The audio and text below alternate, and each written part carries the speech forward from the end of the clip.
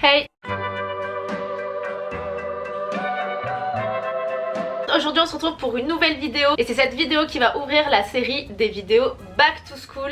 Je suis trop contente de pouvoir tourner une série de vidéos, j'avais trop hâte de commencer. Comme vous le savez, ma chaîne est tournée sur tout ce qui est motivation, conseils courts, conseils un peu sur tout en fait. Et du coup cette année je me suis dit pourquoi pas vous faire une série de vidéos pour la rentrée. Et voilà, c'est parti, let's go! Donc dans cette vidéo je vais vous donner plusieurs conseils pour préparer sa rentrée et de se mettre dans un bon mood pour commencer cette nouvelle année. Donc les conseils que je vais vous donner s'appliquent pour toutes les personnes, c'est-à-dire pour les personnes qui rentrent au collège, au lycée ou à la fac. Il y aura des conseils qui seront spécifiques pour, je sais pas, à la fac par exemple, mais c'est toujours bon de prendre en compte ces conseils-là. Donc là, on va parler un peu d'organisation avant la rentrée. Et donc la première chose que je vous conseille, et ça c'est le conseil qu'on entend partout, c'est de préparer ses affaires, son sac, etc. la veille. Et donc pourquoi je vous dis ça? Parce que je me rappelle que ma dernière rentrée, donc c'était en Master 2, je me suis ramenée, mais littéralement, je me suis ramenée en classe sans stylo. Alors que vas-y, normalement c'est le truc essentiel à avoir dans son sac le jour de la rentrée. Je me suis pointée sans stylo. Alors forcément j'étais la seule gogole à demander un stylo à tout le monde. Et je crois que j'avais même oublié des feuilles. Autant vous dire que je me suis ramenée avec mon petit sac à main. Il y avait absolument rien dedans. Franchement j'ai pas... Qu'est-ce qui m'est passé par la tête? Je sais pas. Mais si on voit le côté positif des choses, ça m'a permis justement de parler avec les gens qui étaient autour de moi, même s'ils ont dû me prendre pour une folle. Mais les 2-3 personnes à qui j'ai parlé se sont devenues mes potes pendant l'année. Alors peut-être le fait d'avoir oublié mes affaires, ça m'a permis de me faire des potes. Je vous conseille quand même de ramener la base, genre un stylo, une feuille quoi. Ensuite, deuxième conseil que je peux vous donner, c'est de vous faire un petit coin rangement dans votre chambre ou dans votre bureau, je sais pas trop, de sorte à pouvoir mettre les nouveaux cahiers, les nouveaux livres que vous allez avoir pendant l'année. Parce que si vous accumulez les affaires de l'année dernière ou alors que vous avez tout simplement pas de place, moi entre les codes, les livres que j'ai achetés, etc., j'étais vraiment vite débordée. Donc essayez de vous faire avant un petit peu de rangement et essayez de trier ce que vous avez plus besoin pour ne pas galérer par la suite.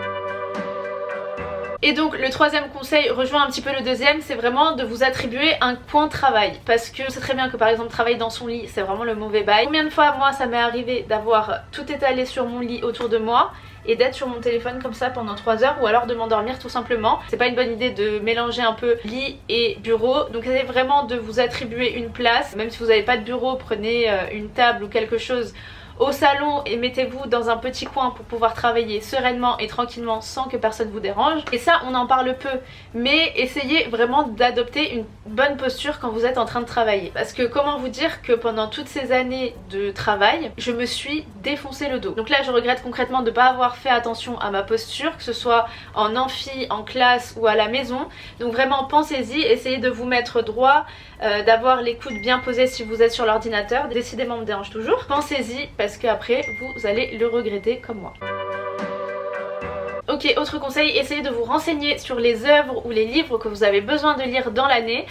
Parfois vous pouvez le savoir en avance. Si vous le savez en avance, achetez les livres avant et commencez à les lire en fait, juste avant d'avoir plein de devoirs et de galérer, parce que ensuite vous savez très bien qu'au fur et à mesure de l'année on a plus de choses à faire et donc on est souvent débordé rapidement. Par contre, petite parenthèse pour ceux qui rentrent à la fac, attendez quand même d'avoir les conseils des profs, parce que généralement à la rentrée les profs vous disent tous les livres qu'ils conseillent de lire durant l'année. Pour chaque matière les profs vont vous sortir 4 ou 5 livres ou même plus à acheter. Ça sert absolument à rien d'avoir 4 ou 5 livres par matière. Moi par exemple j'ai dû acheter 1 ou 2 livres et encore j'ai vraiment trié parce que généralement le cours est assez complet.